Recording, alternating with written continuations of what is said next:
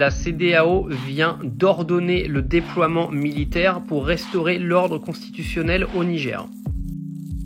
Ils vont rentrer au Niger pour aller justement renverser ce coup d'État qui a été fait contre le président Bazoum. La question c'est de savoir que va-t-il se passer maintenant pour le président Bazoum. Parce qu'une guerre est déclarée, une guerre qui ne va pas concerner que le Niger et la CEDEAO. Clairement, il y a la France et les États-Unis derrière la CEDEAO. Mais il va également y avoir le Burkina Faso, le Mali et beaucoup de pays africains qui vont se ranger derrière le Niger. Est-ce que les militaires nigériens vont se mêler pour défendre les putschistes ?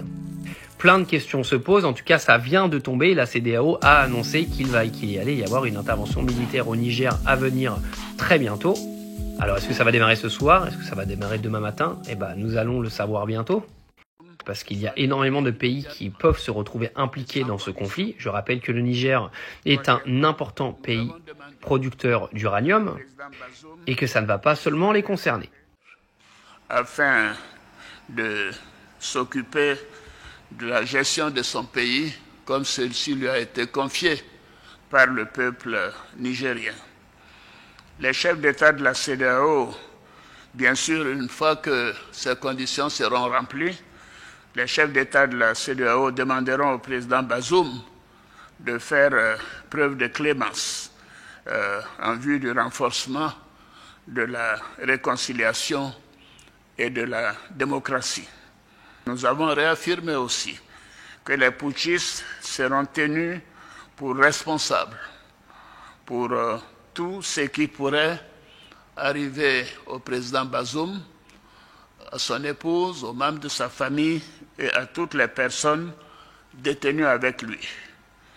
Les putschistes sont tenus totalement responsables des sanctions imposées au Niger. C'est un point qui a été relevé par tous les chefs d'État. S'il n'y avait pas eu de tentative de coup d'État, il n'y aurait pas eu de sanctions sur le peuple nigérien, frère. Et nous tenons à le souligner.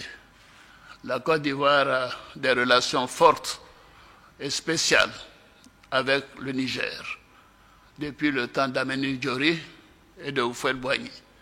Et nous souffrons de voir le peuple frère du Niger soumis à des sanctions.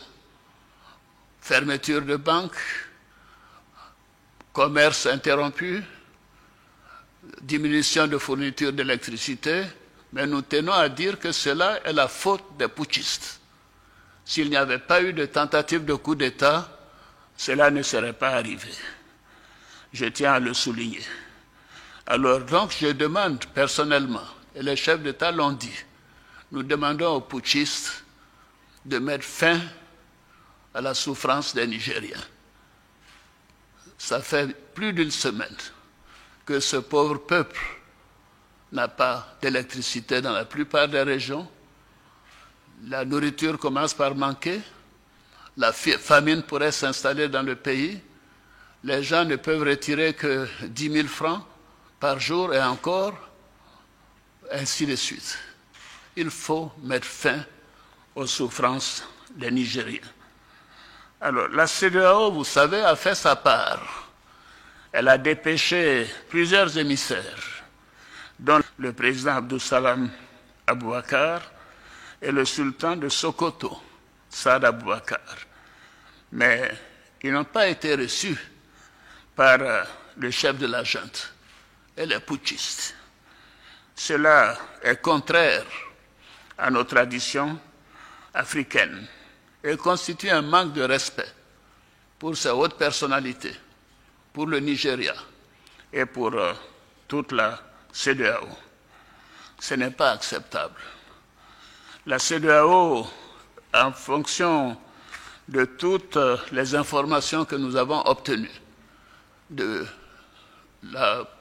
constat de manque de volonté de la part des putschistes de rendre le pouvoir au président démocratiquement élu, la CEDEAO, les chefs d'État ont décidé d'activer la force en attente et de déployer cette force pour rétablir l'ordre constitutionnel au Niger. Les chefs d'État ont marqué un accord donc pour le déploiement des troupes d'un certain nombre de pays, dont la Côte d'Ivoire. La Côte d'Ivoire fournira un bataillon et a pris toutes les dispositions financières pour l'opération. Si elle doit durer 3 mois, les provisions seront faites au niveau budgétaire pour que nos soldats et nos officiers qui participeront à cette opération ne manquent de rien. Donc la Côte d'Ivoire est prête et je viens de donner instruction au chef d'état-major général des armées de commencer la mobilisation de ces troupes pour leur participation à cette opération de la CEDEAO. Je voudrais indiquer que ces décisions sont collectives, sont celles de la communauté des États de l'Afrique de l'Ouest. Ce ne sont pas des décisions qu'il faut attribuer à un État, que ce soit le Nigeria ou la Côte d'Ivoire ou le Bénin. Ces 3 pays déjà ont indiqué leur capacité de participer à cette opération. D'autres pays le feront bientôt. Donc la conférence des chefs d'État tient à le faire savoir que c'est une opération de la CEDEAO.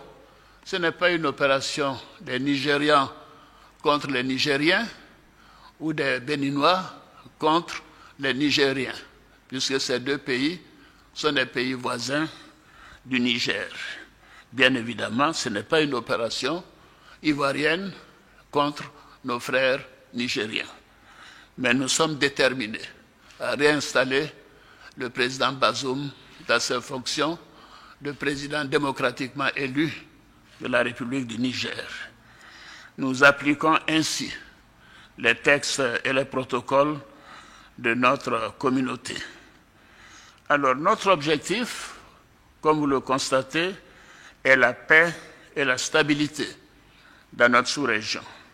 Et surtout, le bien-être de nos populations et le développement de nos pays.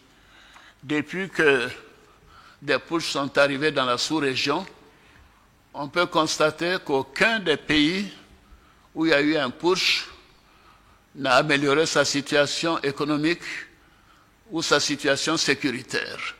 Donc les coups d'État ne sont pas la solution. Et nous tenons à le faire savoir. C'est ce qui explique la gravité de cette situation et la volonté des chefs d'État que nous sommes à faire en sorte que cela cesse. Je vous remercie.